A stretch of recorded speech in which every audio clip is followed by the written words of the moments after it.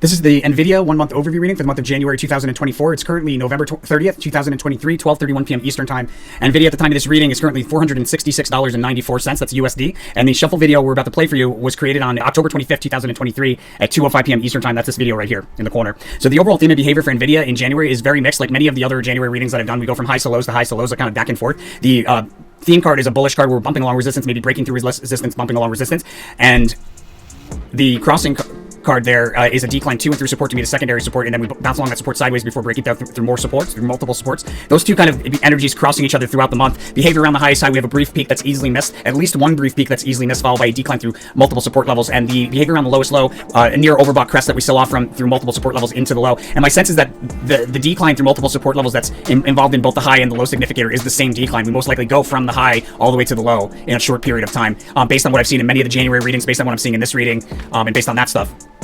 Before we go any further, though, I want to make sure everybody's aware of the whole purpose of the channel. We're going to get into the day-by-day chart behavior in a moment, but just so everybody knows, there's a rule of karma for the channel. It's an unwritten agreement between the universe and anybody utilizing this information for profit. The universe has no problem with people utilizing this information for personal gain, as long as they are simultaneously helping other people using this information. So it's very important to follow along, or the universe will not allow you to continue profiting from this information. So the way that you do that is every profitable trade utilizing this information, you should come to our resources tab of our website, Tarot for Traders, and donate 5% of those profits forward to one of these charities. Just click here and donate. 5% of the profit should be donated back to the channel here through one of these links. It leaves you with 90% of the money. Make sure to spend that money out of love. As long as you follow those rules, my friends, the universe considers you an angel investor of the channel. It's going to send it back to you tenfold.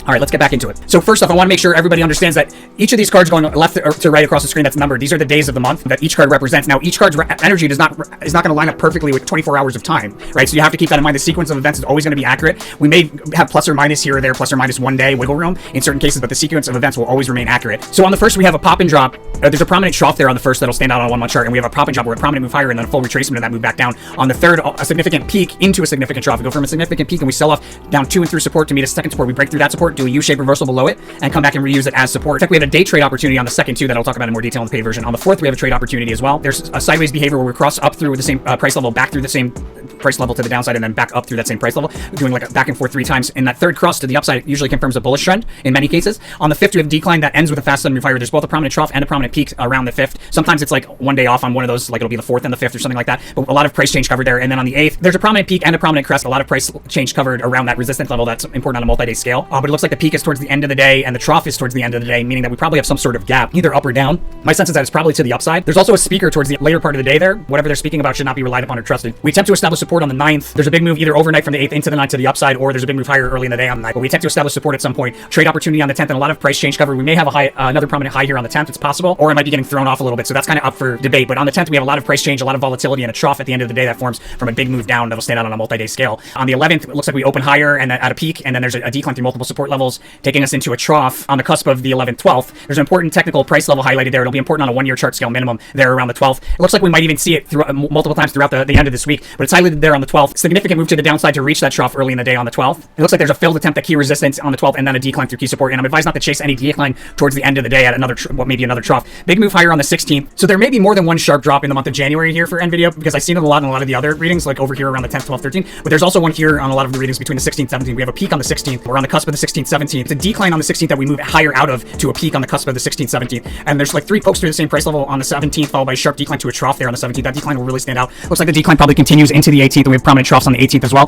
Prominent peaks and troughs on the 19th, and a lot of erratic behavior back and forth through the same price level. In the midst of that, that crest will be revisited. That's recently a past opportunity, and it looks like it's a trade opportunity this time around as well. I'll talk about it in more detail in the paid version, as well as the trade opportunities that are taking place here on the 16th, 17th, 18th. On the 22nd, we have a period of sideways rotation, and then that ends with a fast sudden move higher, taking us to another prominent peak. Looks like the prominent peak is either both on the 22nd and the 23rd, or it's on the 23rd, and we have a decline from that prominent peak, increasing with momentum moving forward in time, taking us into a trough on the 24th. Prominent move higher, breaking through a resistance level on the 24th, and then we stay above that resistance briefly, and then there's a full retracement of that move back down through that same price level shortly thereafter. On the 25th, a notable move higher. This could be a gap up, it could be a move out of oversold territory or whatnot, but there's a trough early in the day. There's going to be a peak early in the day, and then we're bound by an important range on a multi-day scale there on the 26th with a trade opportunity. We see both a prominent high and a prominent low here on the 29th or around the 29th. It's probably going from the 26th into the 29th, or from the 29th into the 30th. We have multiple failed attempts to break through key resistance on the 30th. That's most likely where the prominent peak is, and then a sideways fluidity on the 31st, equal amounts of bulls and bears, inflow and outflow, but it does look like we have a sharp decline off of a peak there on the 31st as well. And that's NVIDIA for January 2024. My friends, if you haven't subscribed, please do so. It really helps out the channel. If you have subscribed, make sure to share this with somebody you think it'll help.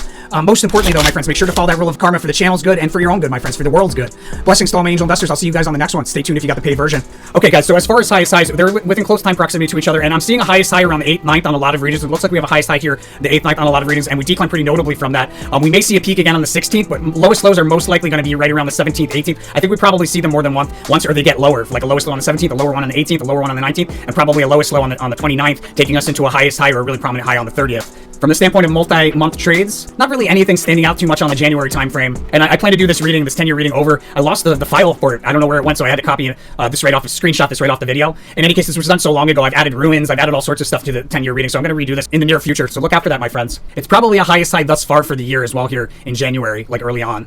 Probably this 8, 9, and then we might see it again here on the 29th, or it's that rally continues into a move higher early in February where we see the peak. So as far as the best trades, I want to open up a short position when we have this peak on the 8th towards the end of the day after a big move higher. So I want to get into a partial short there, and then I would look to add to that short on the 16th if there's opportunity. I'd want to close out of that short probably on the 18th after that sharp decline. That's probably the best trade. You could also, in the midst of it, this pop and drop here, you could do a day trade where you see this big move higher, and then when we turn around, you could get into a short and close that short around the same price level as where the big move higher started. That would be a good day trade, or you could open up a partial long here on the 2nd. If you have opportunity, again, to do so around the 4th, 5th, I would add to that long, and then on the 8th, 9th at a highest high thus far, or highest high period, I would close that at that key resistance level on a multi-day scale that is surrounded around that big move higher. Looks like you could do a short day trade on the 19th as well. A crest that's revisited early in the day, you could open up a short position and close that short position at the end of the day. This would be a pretty wild day, though. It might be tricky for if you're not really seasoned at trading. This might be a very difficult day to trade here on the 19th because it's so erratic. But you could the day before, in the midst of that trough, open up a long and close that long immediately in the morning on the 19th. If I'm wrong and you can't close it on the 19th, I would say there's a very, very good chance that you could close it on the 22nd, maybe the 23rd early in the day. And then from like a multi-month swing trade, you might want to be in a long position going into here, but we have this lowest low between February and March as well, so it's kind of tricky.